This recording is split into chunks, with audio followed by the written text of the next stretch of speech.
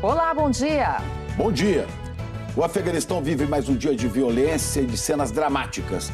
Pais desesperados entregam os filhos a soldados estrangeiros no aeroporto de Cabul para livrá-los do Talibã. Em outras regiões do país, manifestantes voltaram a protestar contra o grupo extremista.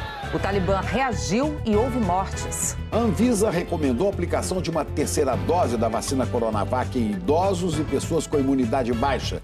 O ministro da Saúde planeja a dose de reforço, mas não disse para quando. O avanço da variante Delta acendeu um sinal de alerta na reabertura total do comércio e dos serviços. Especialistas lembram que é preciso manter os cuidados. Depois de 4 adiamentos, a CPI da Covid ouve daqui a pouco o sócio da Precisa Medicamentos sobre a negociação suspeita das vacinas Covaxin. O Flamengo goleou o Olímpia e o Atlético Mineiro passou fácil pelo River Plate. Pela primeira vez na história, o Brasil já tem 3 times garantidos nas semifinais da Libertadores. Hoje é quinta-feira, 19 de agosto. Hoje é Brasil está começando.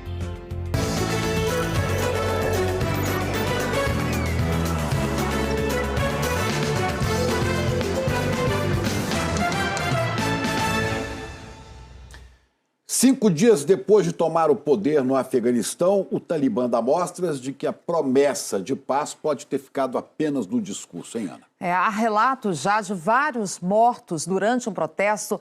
Vamos direto chamar a nossa correspondente Cecília Malan, que tem as circunstâncias dessas mortes e as notícias do Afeganistão agora sob domínio dos extremistas. Cecília, bom dia. Bom dia, Ana, Chico, bom dia a todos. Olha, hoje é o dia da independência do Afeganistão, que marca o fim do domínio britânico há pouco mais de 100 anos. Em muitas cidades, a população foi às ruas para comemorar a data com a bandeira usada antes do Talibã assumir o poder. Em pelo menos uma cidade, Azadabad, os manifestantes foram reprimidos a tiros pelo Talibã. Segundo testemunhas, há várias mortes entre baleados e pisoteados na correria. Azadabad fica perto de Jalalabad, onde ontem 3 pessoas morreram baleadas numa manifestação contra os extremistas. Há protestos também hoje em Cabul, com a participação de mulheres.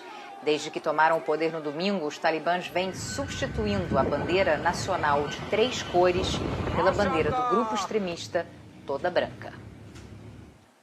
Cecília, trazendo informações sobre o aeroporto de Cabul, a gente já mostrou cenas dramáticas e outras têm acontecido, né? Porque apesar da promessa dos extremistas de deixar ali o caminho aberto para quem quisesse deixar o país, não é bem isso que está acontecendo.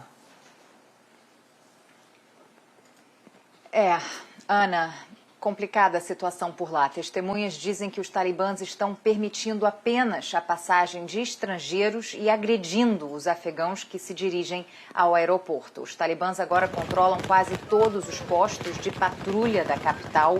Hoje dispararam tiros para o alto quando a multidão tentava se aproximar do aeroporto. E eles estariam bloqueando também a passagem até mesmo de afegãos com visto para viajar. Desde domingo, 12 pessoas morreram tentando fugir pelo aeroporto. Quem consegue chegar perto tenta pular o muro. E uma situação mostra o desespero completo dos afegãos. Pais passam os filhos para os militares americanos e britânicos que estão dentro do aeroporto. Muitos preferem correr o risco de se separar dos filhos do que vê-los crescendo num país dominado por extremistas. Essa menina que aparece agora nas imagens foi entregue a um soldado americano. Mas hoje, o ministro da Defesa britânico disse que o Reino Unido não pode retirar menores desacompanhados do país. É o retrato de um povo vivendo sob o medo. O Paquistão praticamente fechou a fronteira, apesar dos apelos da ONU. Disse que simplesmente não tem condições de receber tantos refugiados do país vizinho. Enquanto isso, as potências ocidentais que ocupavam o Afeganistão até pouco tempo continuam retirando seus cidadãos. Até agora, 8.000 pessoas já deixaram o país. Alguns são afegãos que colaboravam com o antigo governo e que temem pela vida. Ana, Chico. Essa separação de pais e filhos é de cortar Nossa, o coração, né, Ana? Que desespero, Sempre, né? Dá para imaginar o desespero para fazer isso, né? Você entregar o filho sem saber se vai rever algum dia, né? É terrível. Bom, a Candice Carvalho já está por aqui, porque os Estados Unidos estão avaliando, né, Candice, manter essas tropas no Afeganistão para além do prazo de saída, que era 31 de agosto. Bom dia para você em Nova York. Oi, Chico, bom dia, Ana, bom dia a todos. Pois é, Joe Biden está sendo muito cobrado sobre a segurança de afegãos que foram aliados dos Estados Unidos e que agora estão ameaçados, né? Já existem relatos de que o Talibã está intensificando a busca por pessoas que ajudaram as forças estrangeiras. E Biden também está preocupado, claro, com a segurança dos americanos que ainda estão no Afeganistão.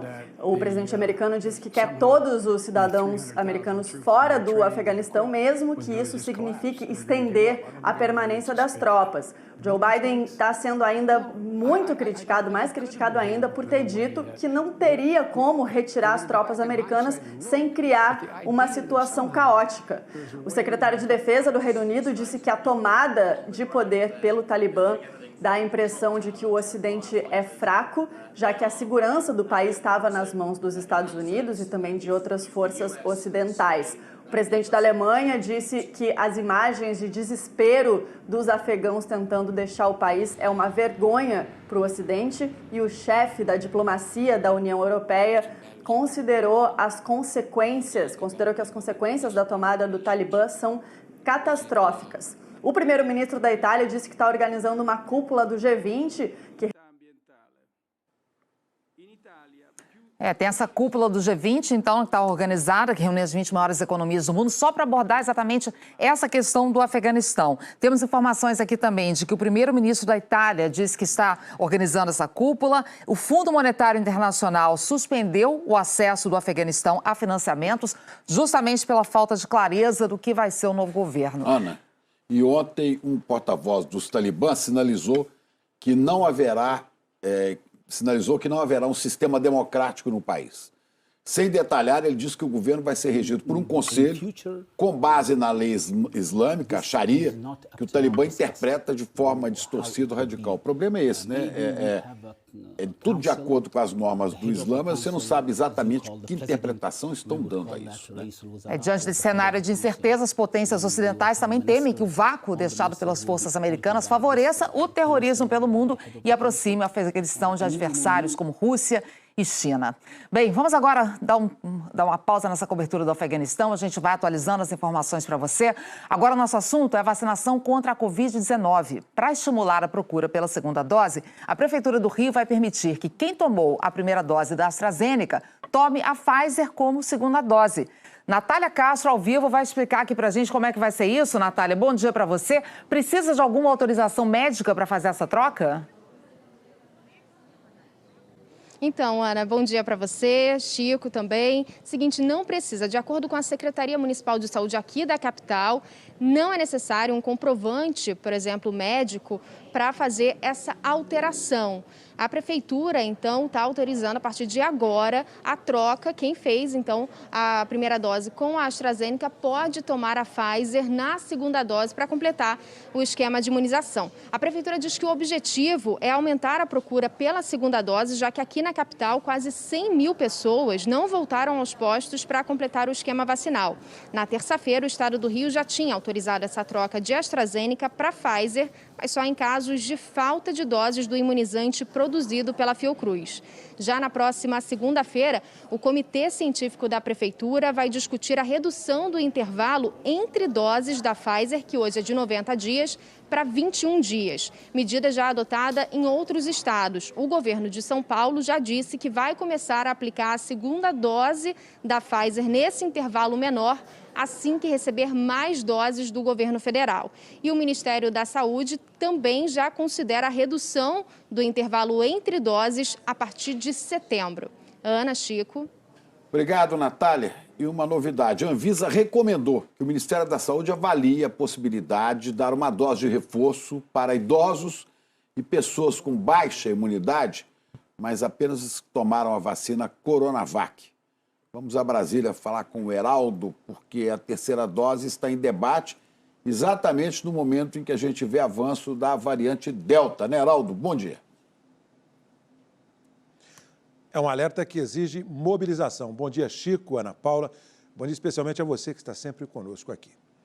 Os riscos com a chegada e propagação da variante Delta levam autoridades de saúde a planejar um aprimoramento do programa de imunização contra a Covid-19. Entre as hipóteses está o reforço com a terceira dose para grupos que tomaram Coronavac, da parceria do Instituto Butantan de São Paulo com a farmacêutica chinesa Sinovac. A palavra final será do Ministério da Saúde, que, segundo o ministro Marcelo Queiroga, já planeja a aplicação da terceira dose, começando por idosos e profissionais de saúde. Quase 7 meses depois do início do uso da Coronavac no Brasil, com mais de 50 milhões de doses aplicadas, a Anvisa diz que os dados confirmam que a vacina teve e ainda tem um papel importante na redução do número de internações e mortes por Covid. Mas dados preliminares indicam que, assim como ocorre com outros imunizantes, a eficácia da Coronavac cai um pouco após 6 ou 8 meses da segunda dose. Por isso, os diretores da agência decidiram recomendar a aplicação de uma terceira dose em idosos e em pessoas com imunidade reduzida, como as que fizeram transplante e as que estão em tratamento de câncer. No contexto de que a variante Delta está circulando no Brasil, uma dose adicional da vacina contra a Covid-19 pode ajudar a prevenir casos graves e possivelmente fatais dessa doença em idosos e pessoas com sistema imunológico comprometido. A recomendação, por enquanto, é só para esses grupos e para quem recebeu as 2 primeiras doses da Coronavac.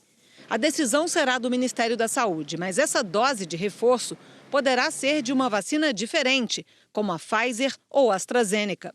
O assunto também tem gerado discussão em outros países. O governo dos Estados Unidos quer dar a dose de reforço em quem tomou as vacinas da Pfizer e da Moderna. A preocupação é com o número de infectados, que voltou a subir, principalmente por causa da variante Delta. Mas a Organização Mundial da Saúde é contra a aplicação de doses extras agora. Argumenta que isso gera ainda mais desigualdade, porque os países pobres mal começaram a vacinar a população. A Anvisa já autorizou os fabricantes da Pfizer e da AstraZeneca a avaliarem no Brasil a aplicação de uma terceira dose. No caso da Coronavac, o próprio Ministério da Saúde encomendou um estudo para verificar a necessidade do reforço.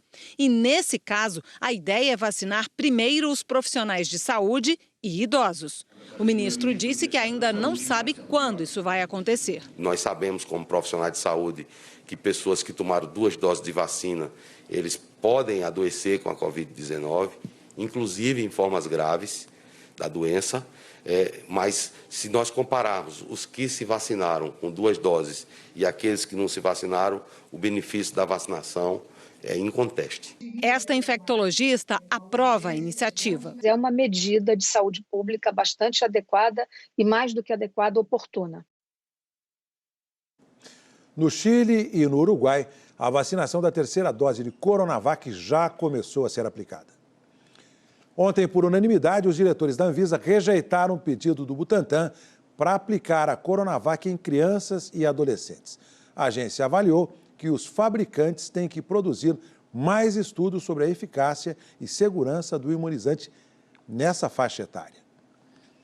O Butantan disse que todos os dados fornecidos até o momento são satisfatórios para a aplicação do uso pediátrico, mas que irá providenciar as informações adicionais solicitadas pela Anvisa o mais breve possível. A seguir, a CPI da Covid ouve daqui a pouco o sócio da Precisa Medicamentos sobre as denúncias de irregularidades na negociação da vacina Covaxin. E a gente mostra como a reabertura do comércio está ajudando a gerar empregos, mas depende da vacinação e da manutenção dos cuidados preventivos necessários. Agora são 8h44, hora de Brasília.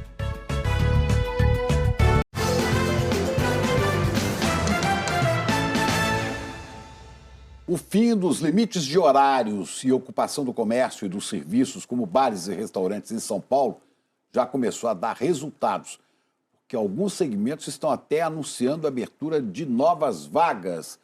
Michele Barros, bom dia. Oi, Chico, bom dia, Ana, bom dia a todos. Aí é um alívio, né? Boa notícia aí, depois de tanto sufoco desse período, né? Só que essa reabertura traz preocupação também porque a pandemia não terminou, né? E por isso é preciso manter todos os cuidados. Nesta padaria, o número de funcionários foi reduzido em 40% durante a pandemia. Agora, o movimento cresceu e é preciso reforçar o atendimento. A expectativa é de contratação, certamente, porque eu não vou conseguir, com hoje os meus funcionários que eu tenho, atender a demanda que eu espero, né? A retomada da economia é a expectativa do governo paulista, que suspendeu os limites de ocupação e horários impostos desde o ano passado. Um movimento que começou com as flexibilizações este ano. Só o setor de serviços abriu no estado, em junho, mais de 45 mil vagas de emprego. No mesmo período, o comércio criou quase 21 mil postos formais de trabalho. Com a reabertura total do comércio, os lojistas já refazem as contas. Prevêem aumento das vendas daqui até o fim do ano. Segundo a Associação Brasileira de Lojistas de Shoppings, pouco mais da metade dos comerciantes já espera crescimento de até 20% do faturamento. E para reforçar as equipes, a expectativa é de contratação só nesse segmento de 5 mil novos funcionários. Daqui para o final do ano, a perspectiva é realmente que você tenha uma queda no desemprego. Agora, esse processo ele tem que ocorrer de uma maneira sustentável, para que esses empregos permaneçam ao longo do ano de 2022 também.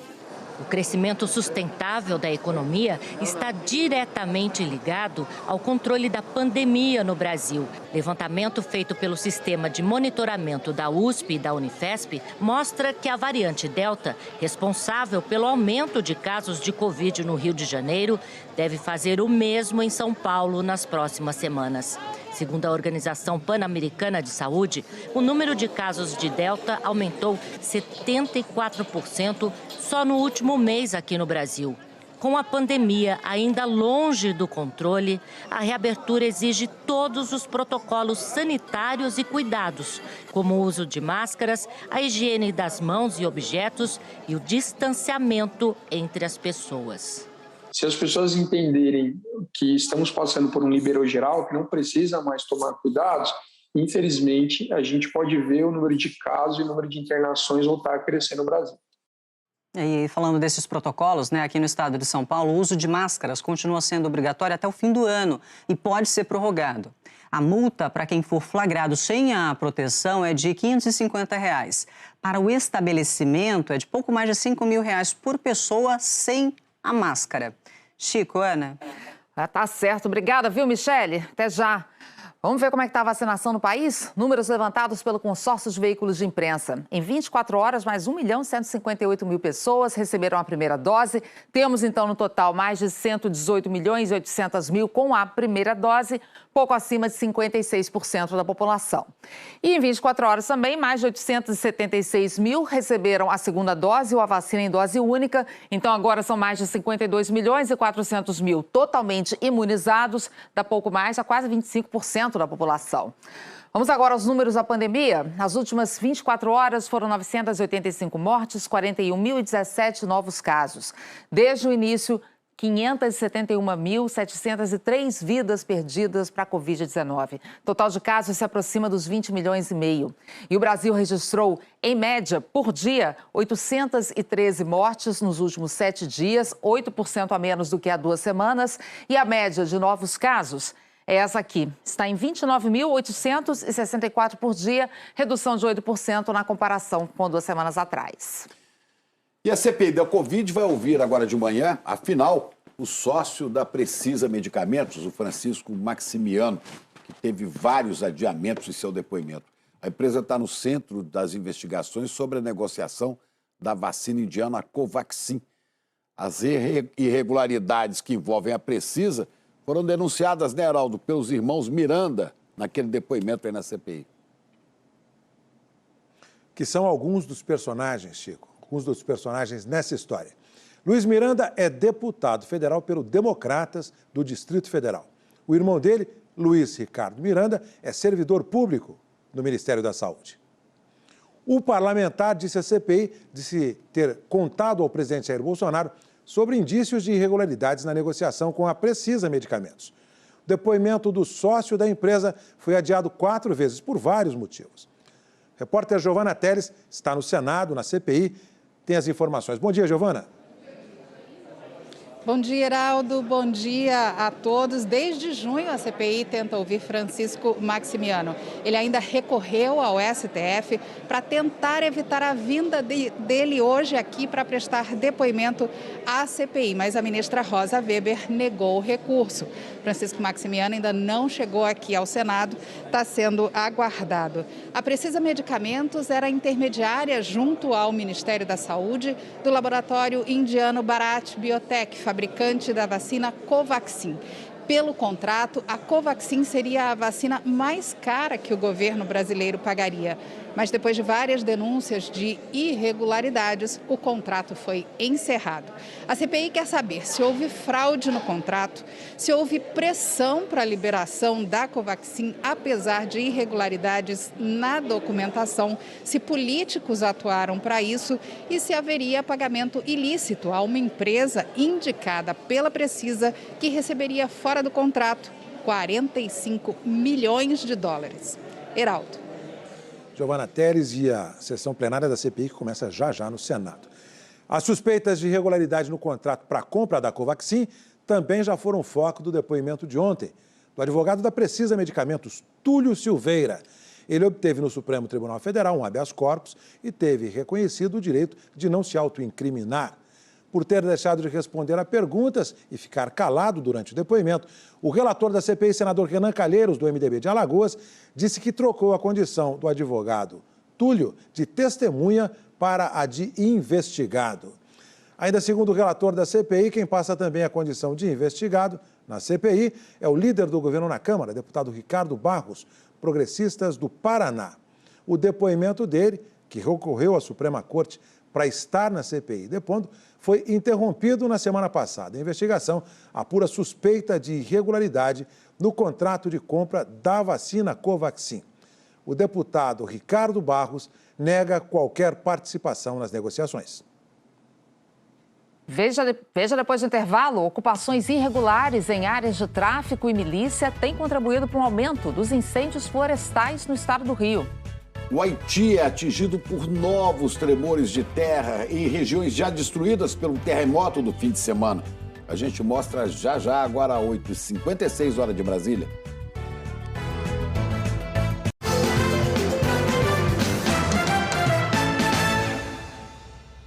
A região do Haiti, afetada pelo forte terremoto do fim de semana, foi atingida por outros tremores nessa noite, de acordo com testemunhas. Não há registros de novos danos. O número de mortos pelo terremoto de sábado foi atualizado para 2.189. Os feridos passam de 12 mil. De acordo com o governo haitiano, 600 mil pessoas precisam de ajuda humanitária e 135 mil famílias estão desalojadas. Moradores de áreas mais afastadas reclamam da ausência das autoridades e houve manifestações pedindo comida e água. O chefe da Agência de Proteção Civil do Haiti reconheceu que muitos suprimentos recebidos ainda não chegaram exatamente a quem precisa. O primeiro-ministro Ariel Henry informou que vai enviar hoje representantes para a região. Bom, e agora é hora de falar da previsão do tempo por aqui. Jaqueline Brasil, apostos, que calor é esse em pleno inverno, Jaqueline? E parece que vai esquentar ainda mais, é isso? Você anunciou isso ontem. Mais ainda, exatamente, Chico. Bom dia para você, para Ana e bom dia para todos. Hoje é bem provável que seja o dia mais quente da semana em quase todo o país, com temperaturas passando facilmente dos 30 graus. É exatamente essa máxima prevista para Curitiba, 30 graus, 9 acima do normal para o mês. Logo cedo tinha muito nevoeiro que acabou atrasando e cancelando alguns voos no aeroporto Afonso Pena, que fica na região metropolitana. Vamos ver como é que está o tempo por lá agora. Olha só, não tem mais névoa, o sol aparecendo e vai esquentar, como eu já falei. Aqui em São Paulo, ontem já tivemos a temperatura mais alta desse inverno até agora, com máxima de 31,3 graus. E hoje, os termômetros batem nos 32, com muito sol e ar seco. E é a mesma máxima prevista para o Rio de Janeiro, também para Boa Vista. Em Porto Alegre faz 33, em Palmas, em Teresina, 37, 38 em Porto Velho e 40 graus em Cuiabá. Até mesmo nas regiões mais quentes está fazendo mais calor, tudo por causa da massa de ar seco que está presente em quase todo o país.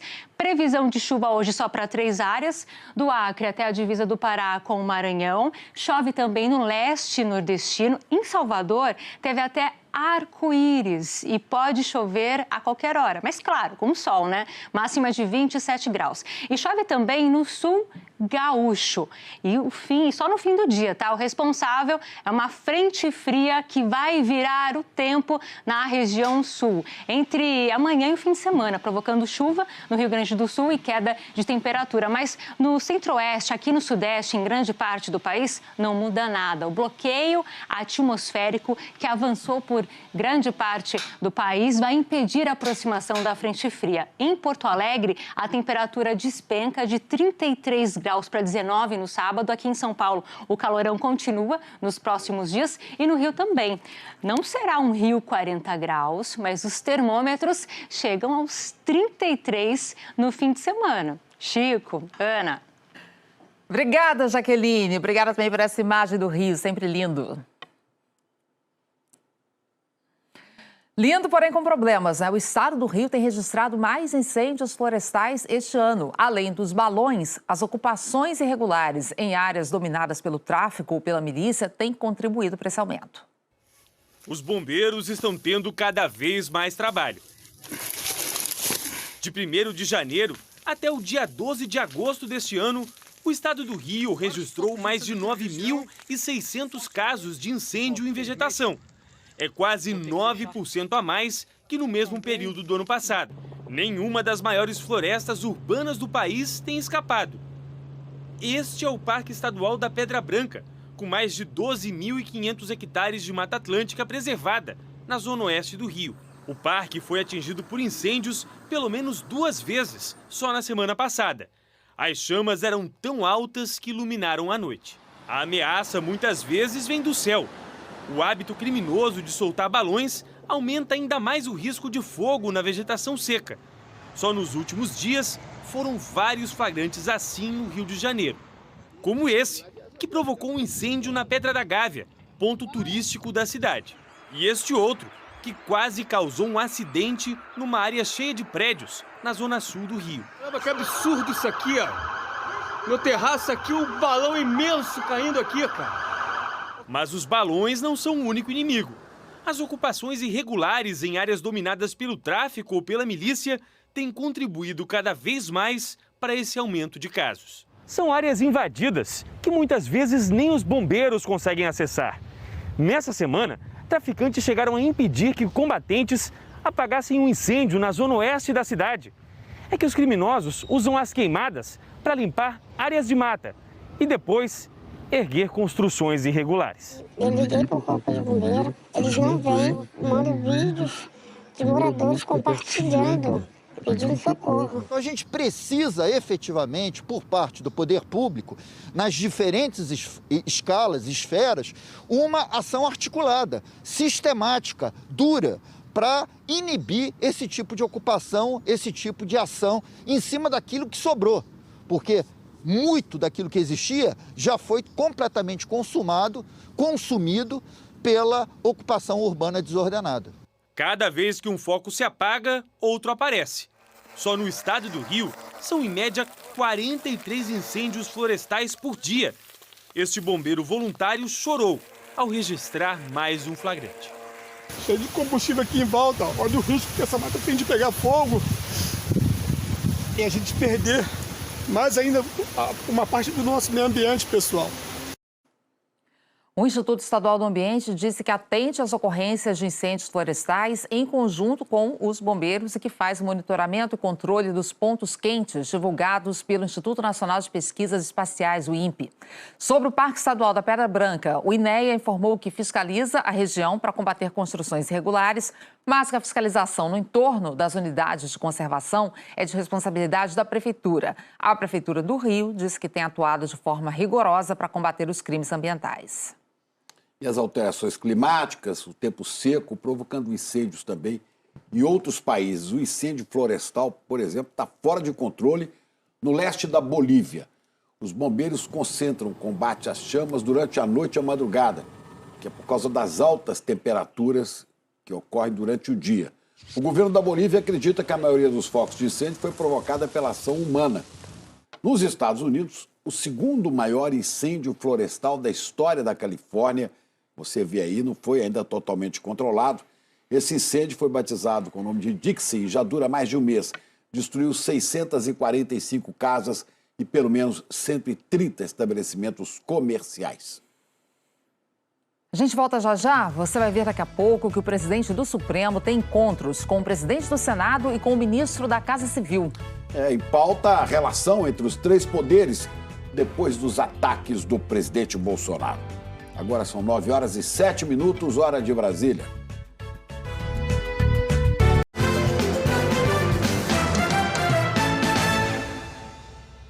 Relatório da ONG Human Rights Watch, divulgado hoje, identificou que o presidente Bolsonaro bloqueou 176 perfis nas redes sociais de jornalistas, políticos e influenciadores digitais críticos do governo.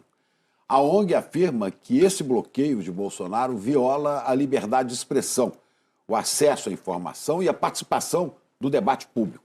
A pesquisa feita pela ONG perguntou a usuários das redes sociais quem havia sido bloqueado pelo presidente. 400 responderam que sim. Destes, 176 forneceram capturas de tela que identificam suas contas bloqueadas.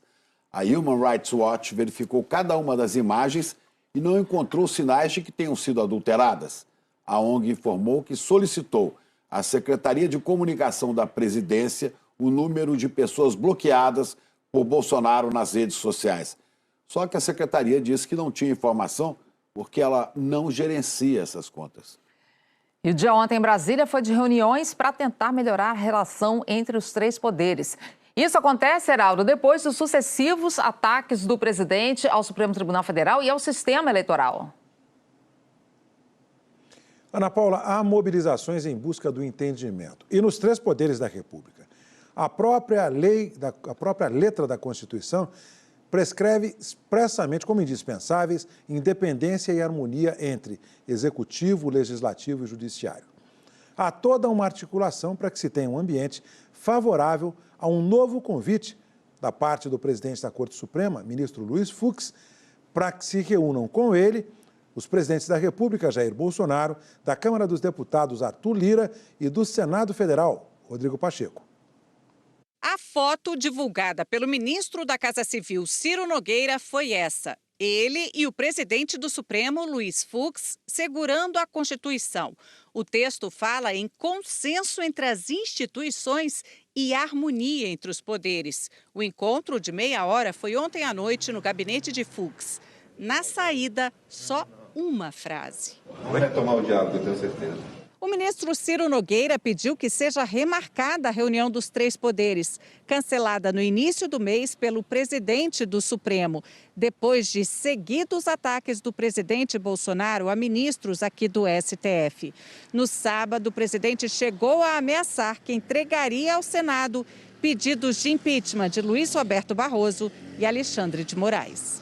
Mas Ciro saiu do Supremo sem responder se o presidente Bolsonaro vai apresentar os pedidos. Horas antes da reunião com Ciro Nogueira, o presidente do Supremo, o ministro Luiz Fux, se encontrou com o presidente do Senado.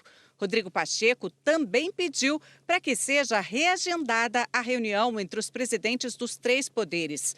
Pacheco já deu a entender que não dará andamento aos pedidos de impeachment contra ministros da Corte, caso os receba.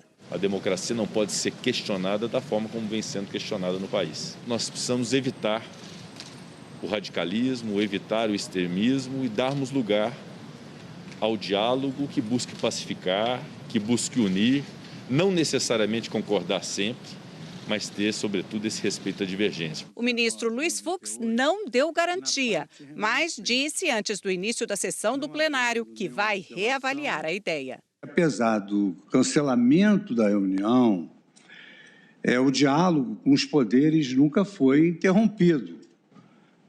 Com o presidente do Supremo Tribunal Federal, eu sigo dialogando com representantes de todos os poderes. sem prejuízo em relação a uma nova reunião, a questão será reavaliada. Toda essa costura vem sendo feita desde segunda-feira, quando Pacheco se reuniu com o presidente da Câmara, Arthur Lira, o ministro da Casa Civil, Ciro Nogueira, e o procurador-geral da República, Augusto Aras. Os senadores Alessandro Vieira, do Cidadania, e Fabiano Contarato, da Rede, ingressaram no Supremo Tribunal Federal com a notícia-crime contra o procurador-geral da República, Augusto Aras, em que se alega prevaricação. Os dois parlamentares argumentam que o procurador-geral deve ser investigado por suposta omissão dele quanto a ataques do presidente Jair Bolsonaro ao sistema eleitoral, aos deveres de defender o regime democrático e de fiscalizar o cumprimento das leis de enfrentamento à pandemia. A ação está sob a relatoria da ministra Carmen Lúcia. Ana Paula, Chico, Miriam Leitão. Bom dia, Miriam. Bom dia, Heraldo. Obrigado, Heraldo. Bom, a Miriam está aqui porque a instabilidade política tem impacto direto na economia. O dólar abriu em forte alta hoje já bateu R$ 5,45. Ontem tinha subido 2%. Então, Miriam, a gente mostrou que a preocupação com a economia e as projeções para o ano que vem já começam a piorar, não é isso? Exatamente, Chico, Ana, todos que acompanham o Bom Dia Brasil. Essa é uma mistura perigosa, instabilidade política, que foi provocada sempre pelo presidente da República, e mais a dúvida sobre se haverá compromisso com o controle das contas públicas, que surgiu também no horizonte, eu falei sobre isso ontem. Esses dois assuntos fazem com que o dólar suba, o dólar subindo aumenta a inflação subindo aumenta a taxa de juros e isso derruba o crescimento econômico no ano que vem. Já está todo mundo prevendo um crescimento para o ano que vem de 1,5%. Esse número em torno de 2 já está sendo abandonado. Hoje piorou, porque entrou o fator externo. Hoje as bolsas estão caindo no mundo inteiro, há várias dúvidas, inclusive, da pandemia e também do Banco Central americano, que deu um sinal ontem de fim da política de juros muito baixos, e isso fez com que caísse bolsas e também caísse o que a gente exporta, minério de ferro, por exemplo. Então, é uma mistura perigosa quando você tem instabilidade política, dúvidas fiscais e um cenário externo que é desfavorável, Ana Paula. Então, é um momento perigoso, como eu falei ontem aqui. Sim. Agora, Miriam, esse aceno de diálogo entre os três poderes que a gente viu aí com reuniões ontem, hoje tem outras, o que a gente pode esperar disso? Que resultado pode vir daí? Olha, eu não tenho muita esperança, não. Porque o presidente Bolsonaro, ele fala que vai recuar, ele participa de uma cena dessas e, em seguida, ele ataca novamente. E ele já fez isso muitas vezes, nesses mais de 2 anos e meio de governo, para a gente saber. Aliás, o ministro Ciro Nogueira, ele tá dizendo que ele se definiu como amortecedor do governo, né? Então, eu conversando hoje com o José, o motorista de táxi que me trouxe aqui, eu perguntei, amortecedor funciona se o carro não tiver mola? Falou, não, Miriam, não funciona, precisa das molas e precisa de um kit para toda a engrenagem de molejo do carro funcionar. Porque se não tiver molas, o amortecedor dura pouco tempo. Então, esse é o recado do motorista de táxi que eu vi. Eu acho que é um paralelo perfeito nesse momento. Porque quando um não quer, 2 não brigam, mas também quando um não quer, 3 não fazem as pazes. Esse aqui é o ponto. Verdade. Obrigada, viu, Miriam? Obrigado, Miriam. Obrigada ao José também pela análise. Na volta do intervalo, você vai ver que a ex-capitã do time de futebol feminino do Afeganistão pede que as jogadoras saiam nas redes sociais com medo do Talibã. E por aqui na Libertadores, o Galo e o Flamengo avançam e pela primeira vez a gente vai ter 3 brasileiros, pelo menos, nas semifinais. Agora são 9h20, hora de Brasília.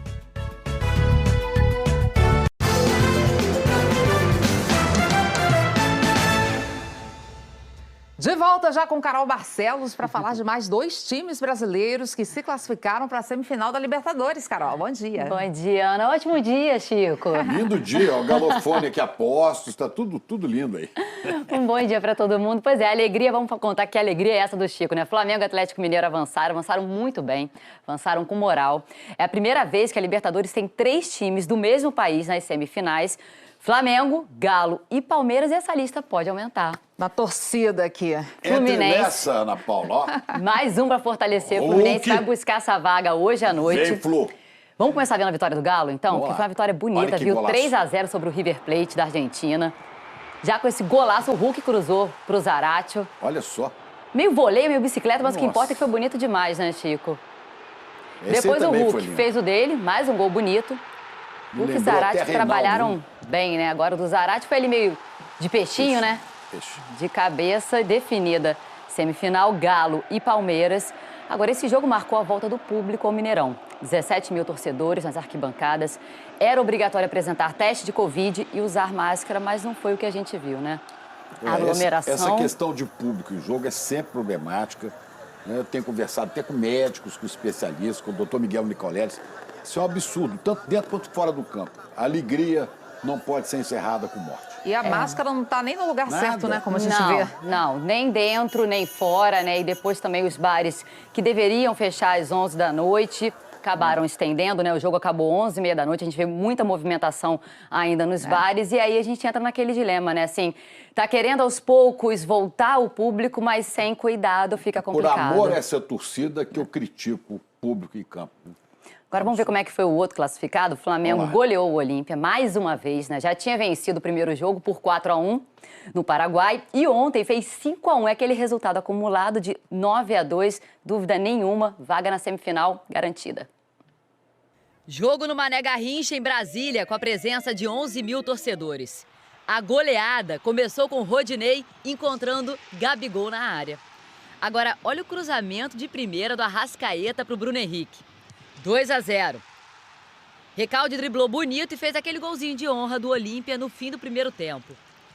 Depois de uma confusão na pequena área, a bola sobrou para o William Arão marcar o terceiro do Flamengo.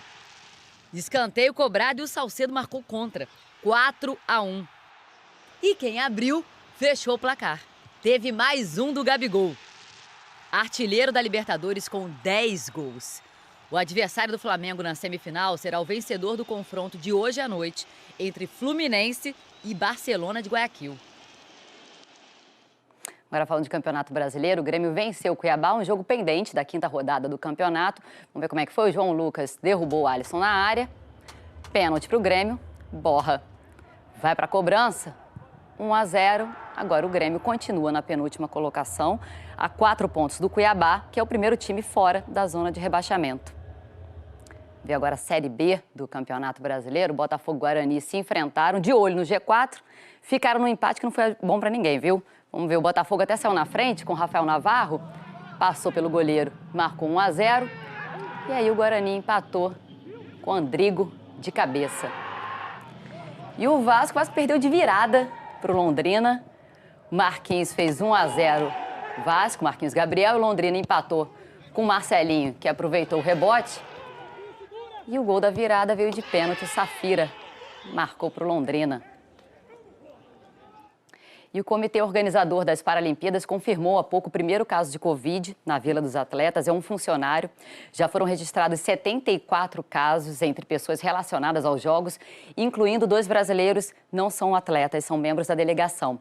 Lembrando que as Paralimpíadas começam na próxima terça-feira. Está chegando. E eu volto amanhã. Vamos lá, para as nossas últimas notícias. Vamos às últimas notícias. Michele falando de São Paulo. Ô Chico, Ana, aqui em São Paulo, com estiagem, os incêndios em vegetação são cada vez mais frequentes, né? Essa grande área queimada fica em Presidente Venceslau. Os bombeiros tentam conter as chamas, mas a vegetação está muito seca. Há meses não cai chuva significativa aí nessa região. Há outros incêndios também na região de São José do Rio Preto. É mais um drama da seca aqui no estado. Joaquim tá todos. Aqui no Planalto Central, notícia também relacionada ao meio ambiente. O desmatamento na Amazônia superou 2.000 quilômetros quadrados no mês de julho. Esse número é 80% maior que o registrado no ano passado. Corresponde a uma área maior do que a cidade de São Paulo, de acordo com a ONG Amazon, que usa satélites para monitorar a floresta.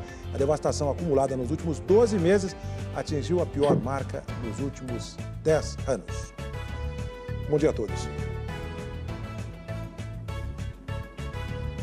Aqui nos Estados Unidos, o presidente Joe Biden deu uma entrevista hoje cedo para uma rede de TV americana. Ele disse que o Talibã precisa decidir se quer o reconhecimento internacional agora que assumiu o poder. Mas Biden também afirmou que não acredita que o grupo extremista tenha mudado as suas crenças radicais em relação ao Islã. A gente segue acompanhando a situação no Afeganistão. Bom dia a todos e até amanhã. E ainda sobre o Afeganistão, o Talibã voltou a garantir que as mulheres serão ouvidas e que podem ter posições na nova administração. Mas a desconfiança é enorme, claro, já que no passado o grupo matou, estuprou e apedrejou mulheres. A ex-capitã do time de futebol feminino do país pediu às jogadoras que excluíssem as redes sociais, apagassem as identidades públicas e até queimassem os uniformes da seleção. Khalida Popal, que está na Dinamarca, disse que sempre usou sua voz para encorajar as jovens a se manterem fortes, mas que a mensagem dela agora é bem diferente, para garantir a sobrevivência dessas meninas. Que tristeza, gente. Até amanhã. Dá para entender esse medo, né, Cecília? Vamos lá para mais você? Ana Maria Braga, bom dia. Bom dia, Ana. Bom dia, Ana. Oi, bom dia. Bom dia, Ana Paula, Carolzinha, Chico. Hoje é um dia de um quadro aqui, aquele chamado Tá Lascado.